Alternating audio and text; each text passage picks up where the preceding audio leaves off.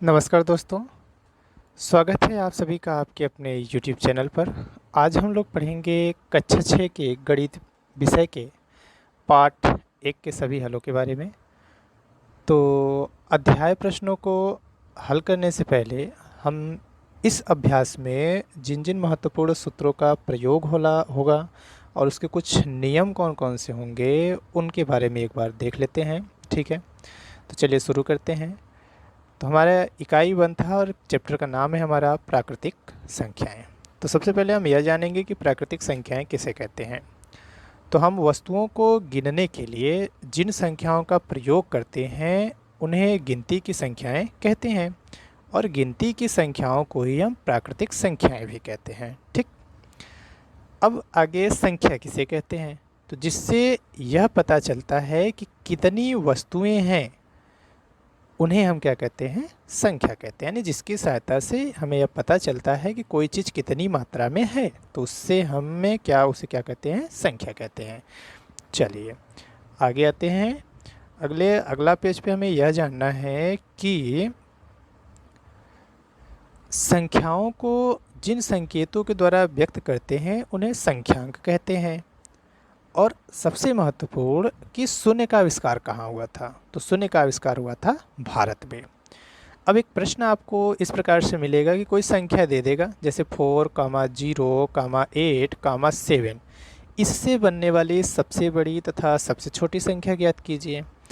तो जब आपको सबसे बड़ी संख्या ज्ञात करनी रहेगी तो क्या करेंगे, आप जो आपको संख्या दी गई है उसमें से सबसे बड़ी संख्या को सबसे पहले लिखेंगे, बाद में उससे छोटी संख्या, बाद में उससे छोटी और अंत में सबसे छोटी संख्या, इस तरह से लिखेंगे। तो हमारी सबसे बड़ी संख्या हो गई 8740 यानी 8740। और बड़ी या छोटी संख्या लिखते समय यह ध्यान देंगे कि प्रश्न में तो आपको संख्याओं के बीच में कॉमा का प्रयोग हुआ था, लेकिन यहाँ पर आपको कॉमा का प्रयोग बीच में नहीं करना है। तो यह हमारी सबसे बड़ी संख्या हो गई। अगर आपको यहाँ पर प्रश्न में 0 नहीं दिया रहता तो आप केवल इसको पलट कर लिख देते, आपकी सबसे छोटी संख्या हो जाती है। लेकिन जब 0 दे दिया तो इसका लिखने का तरीका बदल जाता है। तो कुछ बच्चे इसे इस तरह से लिखते हैं कि 0, 4, 7, 8 और कहेंगे कि भाई यह 4 अंकों की सबसे छोटी संख्या हो गई जो ऊपर संख्या से बनी थी। लेकिन यह सत्य नहीं है और यह सही नहीं है। ठीक है, क्योंकि 0 पहले है तो 0 का कोई मतलब नहीं है, इस 0 का कोई मतलब नहीं है। तो आपके पास तो केवल संख्या बची 478 478, जो कि 4 अंकों की नहीं है बल्कि कितने अंकों की है, 3 अंकों की। तो इसलिए जब जिस प्रश्न में शून्य चला आए तो वहाँ पर सबसे छोटी संख्या जब लिखा जाता है तो शून्य से जो थोड़ी बड़ी संख्या रहती है उस संख्या को सबसे पहले, उसके तुरंत बाद शून्य और उसके बाद छोटे से बड़े जो लिखते हैं। ठीक, तो सबसे छोटी संख्या यह हो जाएगी 4078। आशा है समझ में आ गया होगा आपको। चलिए आगे देखते हैं कि हमें और क्या जानना है इस पाठ में। तो आगे है हमें इसमें यह जानना कि आरोही क्रम क्या होता है। तो आरोही क्रम को हम बढ़ते क्रम भी कहते हैं। यानी जब हम किसी संख्या को या किसी चीज़ को छोटे से बड़े की ओर लिखेंगे या कम से अधिक की ओर लिखेंगे तो वह क्रम हमारा कौन सा क्रम कहलाएगा, आरोही क्रम। आरोही का मतलब ही होता है आरोहण यानी चढ़ना। ठीक है, अगला है अवरोही क्रम। अवरोही क्रम को हम घटते क्रम में भी कहते हैं। अवरोही का मतलब हो गया बड़े से छोटे की ओर या अधिक से कम की ओर। तो यह हमारा हो गया अवरोही क्रम। कुछ और इसमें हमें जानने वाली चीज़ें हैं कि एक अंक की सबसे छोटी संख्या क्या होती है, तो वह होती है 1। और एक अंक की सबसे बड़ी संख्या क्या होती है, तो वो होती है 9। और 2 अंकों की सबसे छोटी संख्या क्या होगी, तो वह हो जाएगी 10। चलिए आगे और देखते हैं हमें क्या जानना है इस चैप्टर में। और हमें यह जानना है कि 2 अंकों की जो सबसे छोटी संख्या हो गई वह तो हो गई 10, तो 2 अंकों की सबसे बड़ी संख्या क्या हो जाएगी, 2 बार 9 यानी 99। इसके बाद 3 अंकों की सबसे छोटी संख्या इसी तरह से क्या हो जाएगी, 100। और 3 अंकों की सबसे बड़ी संख्या 999। इसी तरह से अगर 4 अंकों की सबसे छोटी संख्या कहता तो 1 पर 3 शून्य यानी 1000, और सबसे बड़ी संख्या कहता तो 4 ठो 9 हो जाता है यानी 9999। तो इस तरह से लिखते जाते हैं। चलिए आगे देखते हैं। आगे इस चैप्टर में हमें जानना है कि स्थानीय मान कैसे निकालते हैं। तो पहले यह जान लेते हैं स्थानीय मान कहते किसे हैं। तो किसी संख्या में प्रत्येक स्थान के संगत अंक का मान, यानी किसी संख्या में जो अंक है वह किस स्थान पर है तो उसका मान अलग अलग होता है, इसे अंक का स्थानीय मान कहते हैं। जैसे आपके सामने एक संख्या है 5856 5885। अब इसमें यहाँ पे जो यह दहाई के स्थान पर का 5 है तो इसकी वैल्यू यहाँ पे 50 है, लेकिन यह हज़ार के स्थान पे जो 5 है इसकी वैल्यू यहाँ पे 5000 है तो दोनों 5 ही, लेकिन इसका स्थान बदल गया है, इसलिए इसके मान में भी क्या हो गया है, परिवर्तन हो गया है। तो इसी को कहते हैं स्थानीय मान। चलिए आगे देखते हैं। तो इस तरह से स्थानीय मान निकाला जाता है, ध्यान से देख लीजिएगा। आगे है हमारा जातीय मान क्या होता है। तो जातीय मान को हम निज मान भी बोलते हैं, यानी खुद का मान, चाहे वो कहीं पर भी रहे भैया उसकी वैल्यू तो एक फिक्स होगी। जैसे वहीं 8565 ले लेते हैं तो यहाँ पर 5 है, यहाँ पे 5 है, यहाँ पे यह इकाई अंक पे है और यहाँ पे सैकड़े अंक पे है, लेकिन इसकी खुद की मान तो 5 ही है, तो यही इसका जातीय मान हो गया। यानी किसी भी स्थान पर रख दें उसका जो खुद की वैल्यू है वही उसका कौन सा मान कहलाता है, जातीय मान। चलिए आगे बढ़ते हैं। तो हमारा यहाँ से अभ्यास शुरू होता है। तो गणित का अभ्यास 1 का जो ए है और इसमें पहला प्रश्न है आपका कि निम्नांकित संख्याओं को संख्यांकों में व्यक्त कीजिए। यानी शब्दों में तो आपको दिया है और इसको अंकों में लिखना है। पहला प्रश्न है 427। तो आप इधर से शुरू करते हैं, इकाई, दहाई, सैकड़ा। 100 है, ठीक, तो सैकड़े के नीचे 4, 27, तो 2 और 7 मिलके 27 हो गया। तो इस तरह से हो गया 427। इसके बाद है 3501। तो इकाई, दहाई, सैकड़ा, हज़ार, तो हज़ार पे 3 और इसके बाद सैकड़ा पे 5 और दहाई पे कुछ नहीं है तो 0 और इकाई पर 1, तो 3501 हो गया उत्तर। इसी तरह से 115 लिखना है तो 115 हो जाएगा। 79029 लिखना है तो 79029, 79029। तो यह पहले प्रश्न के उत्तर थे। चलिए अगले प्रश्न पे आते हैं। अगला प्रश्न है हमारा, और दूसरे प्रश्न में 2 प्रश्न हैं। तो प्रश्न नंबर 2 का अ है कि निम्नलिखित संख्याओं को शब्दों में लिखिए। अभी हमने अंकों को, शब्दों को अंकों में लिखा था, अब हम अंकों को शब्दों में लिखेंगे। जैसे 7019, तो अंकों में यह है और इसको शब्दों में लिखना है तो 7019। इसको क्या पढ़ेंगे, इकाई, दहाई, सैकड़ा, हज़ार, 10,000, यानी 23,013। इसको क्या पढ़ेंगे, इकाई, दहाई, सैकड़ा, हज़ार, 10,000, यानी 69,379। इसको क्या पढ़ेंगे, इकाई, दहाई, सैकड़ा, हज़ार, 10,000, लाख, यानी 8,93,059। तो यह इसका हल हो गया। इसके अगले प्रश्न पे चलते हैं। तो प्रश्न नंबर 2 का ब है कि नीचे लिखे वाक्यों में आई हुई जो संख्याएं हैं उनको आप शब्दों में लिखो। और प्रश्न था कि एक रिपोर्ट के अनुसार जो 1 ग्राम मानव मल में 100 जीवाणु अंडे, 1000 जीवाणु कोष, और इसको पढ़ेंगे तो इकाई, दहाई, सैकड़ा, हज़ार, 10,000, लाख, 10 लाख, यानी 10 लाख बैक्टीरिया यानी जीवाणु तथा 1 करोड़ वायरस विषाणु होते हैं। तो यही जो अंक आपको दिया है इनको आपको लिखना है शब्दों में। तो सबसे पहले हमारा क्या था, 100, तो इसको क्या लिख देंगे, 100। इसके बाद 1000 यानी 1000 था तो इसको शब्दों में लिखेंगे 1000। इसके बाद 10 लाख था तो इसको शब्दों में लिख देंगे 10 लाख, और इसके बाद 1 करोड़ था तो इसको शब्दों में लिख देंगे 1 करोड़। तो यह प्रश्न नंबर 2 का ब था। अगले प्रश्न पे आते हैं। अगला प्रश्न आपको बहुत ही आसान प्रश्न है, का निम्नांकित संख्याओं में अंकों को छाटिए। जैसे आपको 10 दिया है तो 10 में कौन कौन से अंक शामिल है भैया, तो ये 2 अंकों से मिला है, एक 1 से और एक 0 से। तो इसमें कौन कौन से अंक हो गए, 1 और 0। या तो आप कॉमा दे के लिख सकते हो, या तो आप लिख दो 1 और 0, या तो 1,0। 11 में कौन कौन से अंक शामिल हैं, तो 11 में 2 बार 1 शामिल है यानी 1 और 1। 18 में तो 1 और 8। 0 में तो केवल एक ही अंक शामिल है 0, और 3 में भी केवल एक ही अंक शामिल है 3। अगले प्रश्न पे आते हैं। प्रश्न नंबर 4 है कि 1,2,3 से बनने वाली 3 अंकों की सभी संख्याएं लिखी, यानी जितनी संख्याएं बन सकती हैं उन सभी संख्याओं को लिखना है, जबकि आपको ध्यान देना है कि अंकों की पुनरावृत्ति यानी दोहराव न हो, यानी कोई अंक एक से अधिक बार न आए। तो 1 2 3 से हम क्या क्या लिख सकते हैं भाई, 1 2 3 लिख सकते हैं, बिना कॉमा का लिखना है आपको, या ध्यान देना है।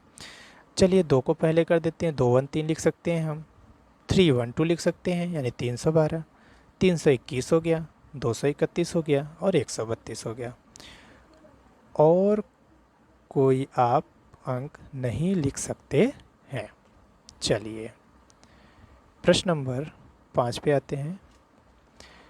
सेम वही प्रश्न है, फ़र्क यहाँ पर है कि यहाँ पर 0 भी आया है। तो 0,3,5 से बनने वाली 3 अंकों की सभी संख्याएं लिखिए जबकि अंकों की पुनरावृत्ति न हो। तो एक तो हमारा हो जाएगा 305, एक हो जाएगा 350 और एक हो जाएगा 530 और एक हो जाएगा 503। तो यही 4 अंक बन सकते हैं इनसे। अब कुछ बच्चों के मन में आ रहा होगा कि भैया हम तो यह भी लिख सकते थे 035 या 053। तो भाई ये आगे 0 का कोई मतलब नहीं होता है, इसलिए आप उस अंक को नहीं लिख सकते हैं। चलिए अगले प्रश्न पे आते हैं। प्रश्न नंबर 6 है आपके सामने। जैसा कि हमने आपको उदाहरण बताया था, 6,7,0,5 से 4 अंकों की सबसे बड़ी एवं सबसे छोटी संख्या लिखिए। तो सबसे पहले इससे बनने वाली सबसे बड़ी संख्या, तो हमने आपको बताया था जब सबसे बड़ी संख्या लिखना हो तो सबसे बड़ी संख्या से शुरू करते हैं। तो सबसे बड़ी संख्या इसमें 7 है, 7 हो गया। उससे बड़ी 6 है, छोटी 6 है, 6 हो गया। उससे छोटी 5 है, 5 हो गया। और सबसे छोटी 0 है तो 0 हो गया। और हमारी संख्या बन गई सबसे बड़ी 7,650। अब इसकी सबसे छोटी संख्या क्या होगी? तो कुछ बच्चों के मन में आता है कि बस इसी को पलट के लिख दो भैया, 0 5 6 7 हो जाएगा। तो यह क्या हो जाएगा? गलत हो जाएगा, क्योंकि हमने बताया आगे 0 का कोई मतलब नहीं होता है। तो क्या होगा? 0 से बड़ी जो संख्या है उसको पहले लिख दो आप, तो 5 है। अब इसके तुरंत बाद 0, तो 5067 यानी 5067 इस प्रश्न का उत्तर हो गया। आशा है समझ में आ गया होगा आपको। चलिए अगले प्रश्न पे आते हैं। अगला प्रश्न है प्रश्न नंबर 7 कि 5 अंकों की सबसे बड़ी तथा सबसे छोटी संख्या लिखिए। तो हमने आपको पीछे बताया था कि जितने अंकों की सबसे बड़ी संख्या लिखनी होती है उतना 9 लिख दीजिए। तो 5 अंकों की सबसे बड़ी संख्या लिखना है तो 5 ठो 9 लिख दीजिए। आप इसको क्या पढ़ेंगे? इकाई, दहाई, सैकड़ा, हज़ार, 10,000, 99,999। और 5 अंकों की सबसे छोटी संख्या लिखनी है तो कैसे लिखेंगे? 1 लिखिए और उसके ऊपर जितने अंकों की लिखनी है उससे 1 कम उतनी संख्या में 0 बढ़ा दीजिए। तो 5 अंकों की लिखनी है तो 5 से 1 कम 4 होता है, तो 4 से 0 बढ़ा देंगे। तो यह उत्तर हो गया हमारा सबसे बड़ी संख्या और सबसे छोटी संख्या। चलिए अगले प्रश्न पे आते हैं। अगला प्रश्न है 5231 में प्रत्येक अंक का स्थानीय मान ज्ञात कीजिए। तो चलिए देखते हैं स्थानीय मान कैसे निकालते हैं। स्थानीय मान निकालने का तरीका बहुत ही सरल है। आप किसी भी साइड से शुरू कर सकते हैं, चाहे इकाई की तरफ से चाहे इधर से। तो अगर आप इधर से करते हैं तो इस तरह से एक तीर देते हैं आप। सबसे पहले वह संख्या लिख लीजिए जिसका आप वहाँ पे स्थानीय मान निकालना है। तो हमारे सामने 5 था, गुणे यहाँ पर 1 कीजिए। अब देखिए कि जिस अंक का स्थानीय मान निकाल रहे थे उसके बाद कितने अंक हैं। तो 1 अंक है, 2 अंक है, 3 अंक है। 3 अंक है तो 3 इस पे 0 बढ़ा दीजिए। अब जब आप 5 का इसमें गुणा करोगे तो 5 पे 3 0 आ जाएगा, ठीक, यानी 5000। बस यही आपको करना है। इसी तरह से 2 का निकालेंगे तो 200 आ जाएगा, 3 का निकालेंगे 30 आ जाएगा और 1 का 1 ही होता है। तो यह तरीका था स्थानीय मान निकालने का। आगे आते हैं प्रश्न नंबर 9 पे। यहाँ पर आपको 2 संख्याएं दिया है। 636 में दोनों 6 के स्थानीय मान ज्ञात कीजिए। तो 636 है, इकाई का 6 गुणे 1, 6 के बाद कोई अंक नहीं तो कोई 0 नहीं, 6 आ गया। इस 6 का तो 6 गुणे 1 और 6 के बाद 2 अंक है तो 2 0, गुणा करने पर आ गया 600। तो यह हमारा क्या हो गया? उत्तर। अगले प्रश्न पे आते हैं। प्रश्न नंबर 10। प्रश्न है 33 34 यानी 3334 में 3 के विभिन्न स्थानीय मानों का योगफल ज्ञात कीजिए। यानी इसमें 3 बार 3 आए हैं आपके, और इन तीनों का स्थानीय मान निकाल के उसका योगफल निकालना है। तो सबसे पहले स्थानीय मान निकाल लेते हैं। तो यह 1000 वाले स्थान पे है, इसका स्थानीय मान कितना हो गया? 3000। यह 3 है सैकड़े के स्थान पे, तो इसका 300 हो गया। यह 3 है दहाई के स्थान पे, तो इसका स्थानीय मान कितना हो गया? 30। इन सबको जोड़ना है। जोड़ते समय हमेशा इकाई के नीचे इकाई, दहाई के नीचे दहाई, सैकड़े के नीचे सैकड़े लिखकर जोड़ेंगे। अगर आप जोड़ते समय थोड़ा सा भी गलती करेंगे तो आपका उत्तर भी क्या हो जाएगा? गलत। कुछ लोग इस तरह से लिख के जोड़ देते हैं भाई, तो ऐसी गलती आप लोग ना कीजिएगा, यह गलत हो जाएगा। इकाई के नीचे इकाई रख के जोड़ेंगे, आपका उत्तर आएगा 3330। आशा है प्रश्न समझ में आ गया होगा। चलिए अगले प्रश्न पे आते हैं। सेम उसी तरह का प्रश्न है, प्रश्न नंबर 11। 5 ठो 2 है, यानी पढ़ेंगे क्या? इकाई, दहाई, सैकड़ा, 1000, 10,000। 22,222 में प्रत्येक 2 का स्थानीय मान ज्ञात कीजिए और इनका योगफल ज्ञात कीजिए। तो बारी बारी से जो पीछे आप लोगों को स्थानीय मान निकालना बताए थे उस तरह से निकालेंगे। पहले 2 का 2 हुआ, इस 2 का 20 हो जाएगा, इस 2 का 200 हो जाएगा, इस 2 का 2000 और इस 2 का 20,000।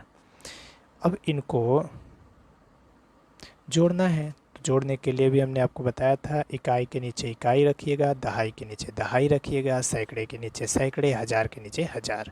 तो जोड़ेंगे तो यह आपका उत्तर आ जाएगा। ठीक है, ध्यान से देख लीजिए एक बार, कहीं कोई दिक्कत है तो कमेंट ज़रूर कीजिएगा। अगले प्रश्न पे आते हैं। अगला प्रश्न है हमारा प्रश्न नंबर 12। कहा है 545 में प्रयुक्त जो 2 बार 5 प्रयुक्त हुए हैं, एक इकाई के स्थान पे एक सैकड़े के स्थान पे, तो पहले 5 तथा द्वितीय 5 के स्थानीय मानों का अंतर ज्ञात कीजिए। अंतर का मतलब होता है घटाना। तो पहले 5 का स्थानीय मान निकालोगे तो कितना आ जाएगा? 5, और इस 5 का स्थानीय मान निकालोगे तो कितना आ जाएगा? 500। अब दोनों का हम अंतर निकाल लेते हैं। तो इस 5 का स्थानीय मान आया था 500 और इस वाले 5 का स्थानीय मान आया था 5। तो घटा देते हैं, तो 500 में से 5 घटेगा तो उत्तर आ जाएगा 495। यही हमारा हो जाएगा आंसर। इस तरह से आपका जो पहला अध्याय का पहला भाग था वह समाप्त हुआ। आशा है आपको वीडियो अच्छी लगी होगी। आगे की वीडियो के हल भी देखने के लिए आप इस चैनल को ज़रूर सब्सक्राइब कीजिएगा। ठीक है, चलिए इसी पे समाप्त करते हैं। धन्यवाद। आपका दिन शुभ हो।